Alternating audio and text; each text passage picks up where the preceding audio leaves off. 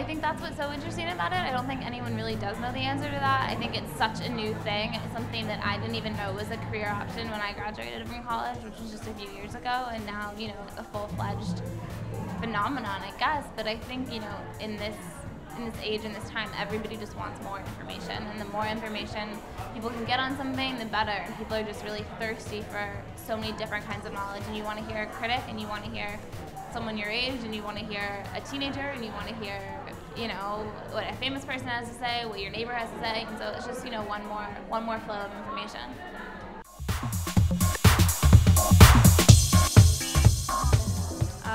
No, we're not. We're just writers. You know, like the online, you know, that just happened to have come under this strange media spotlight. But, you know, if you were walking down the street, nobody's going to be mobbing you, you know. Nobody, you know, you're well known within a certain niche of people, but you're not actually Obama or you know, I just think celebrity is a very loose term, and I don't really understand like the rise of some other celebrities who are kind of like famous for 5 minutes, you know, not bloggers, but you know, like this kind of celebrity flash in the pan culture that we have anyway. So, you know, to me, bloggers are definitely not celebrities.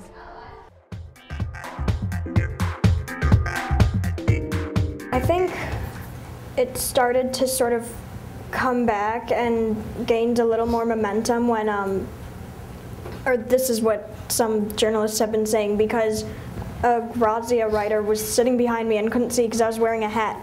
But it's like, I saw what they twittered, it was like, can't see behind Tavi's bow or something. But it's like, I mean, I thought they were just sort of like making a joke. I thought it was a joke too. But then all of a sudden it's like, bloggers and editors at war, which side are you on? I went back and read the tweet. And I know, exactly. Yeah. I'm just, yeah. Yeah, no, I went back and read the tweet a couple days later. I was like, did I miss something? Like, you know, and I didn't understand. And for publication like The Independent, to make one article revolving around that one thing is, I think, just shows how much, you know, frivolous filler material they have. It's a waste of space. Yeah. Oh, yeah.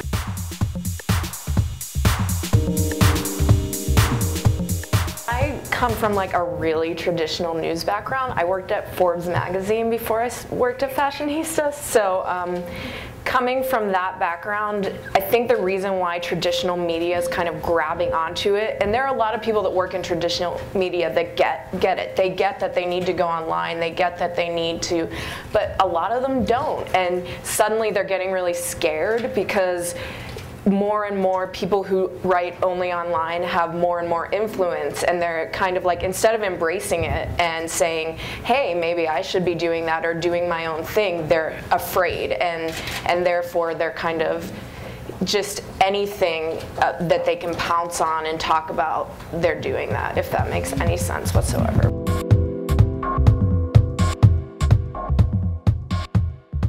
Now I try to. Before, like my idea with it was that I was going to have contributors in various cities that would hopefully send quality pictures on a regular basis. But I just found that, you know, it's that old saying, if you want something done right, you do it yourself. I found that it was really difficult to find, you know, I never thought that taking street style photos was that difficult. I mean,